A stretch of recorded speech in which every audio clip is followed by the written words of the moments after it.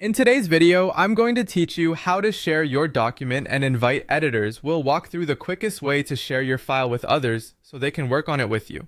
Start by opening your document or project and look toward the upper right corner of the screen. You should see a share button there, often labeled share or shown with an icon like a person with a plus sign. Go ahead and click that.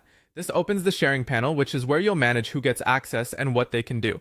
From here, you have two main options. The first is to copy a link that you can send anywhere. Look for the option that says Copy Link.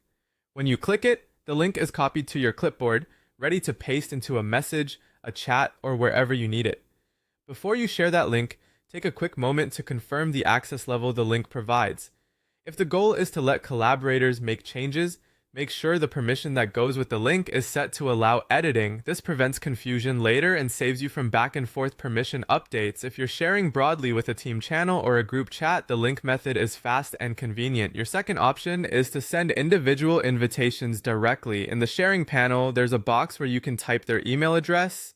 As you type, you may see suggestions. Choose the correct contact. If you're inviting multiple people, add each address one by one to keep things organized. Next, choose Edit.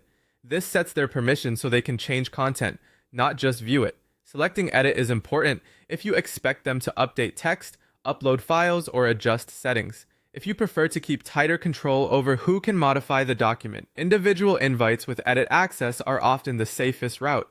Once you've confirmed the edit permission, click Invite. The platform will send an access email to each person you listed, and they'll be able to open the file and start contributing right away. If you're working against a deadline, you might also paste the copied link in your message to give them quick access while the invite email arrives. That's it. Click Share in the upper right, choose whether to copy the link or type their email address, set the permission to edit, and then click Invite. With these simple steps, you'll share confidently and get your collaborators editing in no time.